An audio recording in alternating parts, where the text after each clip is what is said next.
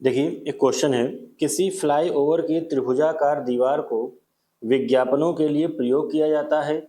दीवार की भुजाओं की जो लंबाइयां हैं वो 122 मीटर, 22 मीटर और 120 मीटर है। आकृति दी हुई है। इस विज्ञापन से प्रतिवर्ष 5,000 रुपये प्रति वर्ग मीटर की प्राप्ति होती है। एक कंपनी ने एक दीवार को विज्ञापन देने के लिए 3 महीने के लिए किराए पर लिया। उसने कुल कितना किराया दिया? देखो मतलब क्या है, एक कोई फ्लाईओवर है, उसकी जो दीवार है वो त्रिभुजाकार है, उसको विज्ञापन के लिए यूज करना है। विज्ञापन के लिए यूज करने के लिए बताया ये गया है कि 1 साल के लिए अगर आप विज्ञापन उस पर लिखाओगे तो 5,000 रुपये 1 वर्ग मीटर का देना है।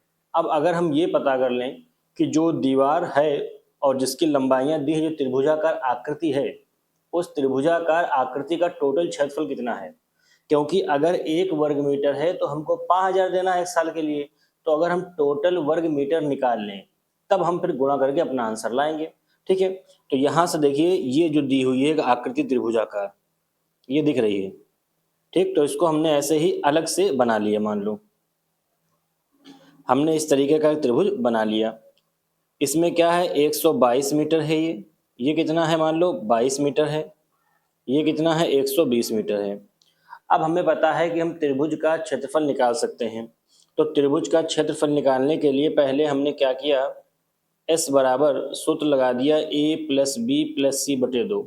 ठीक, ए का मान हमने रखा 122, बी का मान रखा हमने 22 और सी का मान हमने रख दिया 120 और बटे में रख दिया हमने 2। अब इसको हमने हल किया तो ये 264/2 आ गया, यानी 132 आ गया। तो इसका जो परिमाप आ गया है वो आ गया 132 मीटर। अब हमें हीरोन का सूत्र यूज करना है, तो उसके लिए हमें S-A चाहिए।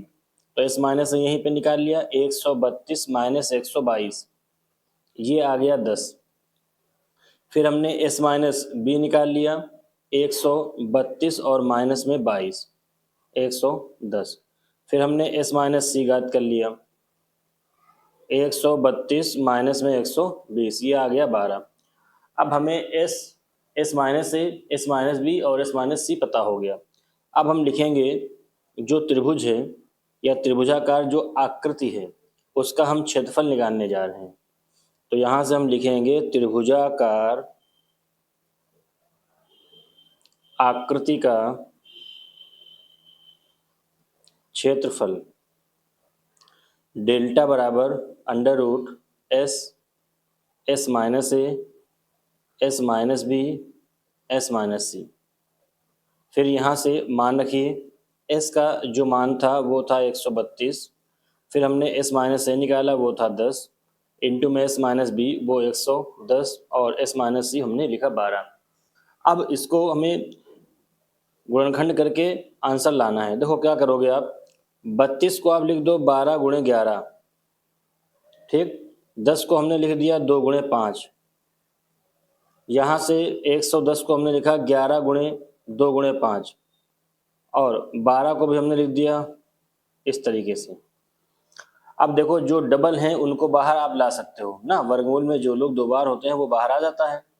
ठीक है, तो उसको हम लोग क्या कर रहे हैं, बाहर कर रहे हैं। देखिए यहाँ से 12 है और यहाँ से देखिए 2 दूनी 4, 4 तियाँ 12, ये 12 और 12 बाहर आ गया एक बार, इंटू 11 और ये 11 है, इसको बाहर कर लिया।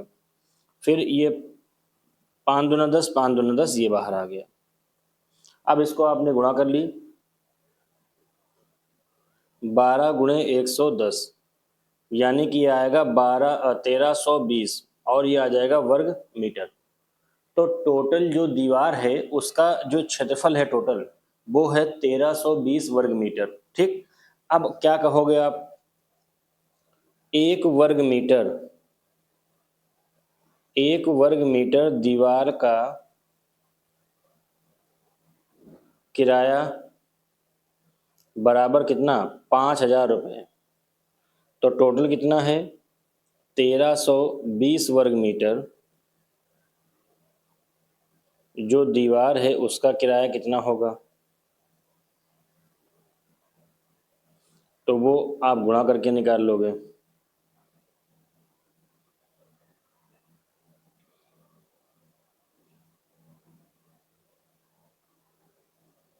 इतने रुपए निकल के आया है। ठीक, ये जो है इतने वर्ग मीटर किराया है, इतना रुपए आएगा 1320 वर्ग मीटर का। लेकिन ये जो किराया है इसको थोड़ा सा आप ध्यान दीजिए, तो उसने क्या कहा था, प्रति वर्ष जो है 5000 रुपये है, 1 साल के लिए है। तो ये जो हमने निकाला है विज्ञापन का जो खर्चा निकाला है 1 वर्ष, अर्थात 12 महीने का जो किराया है,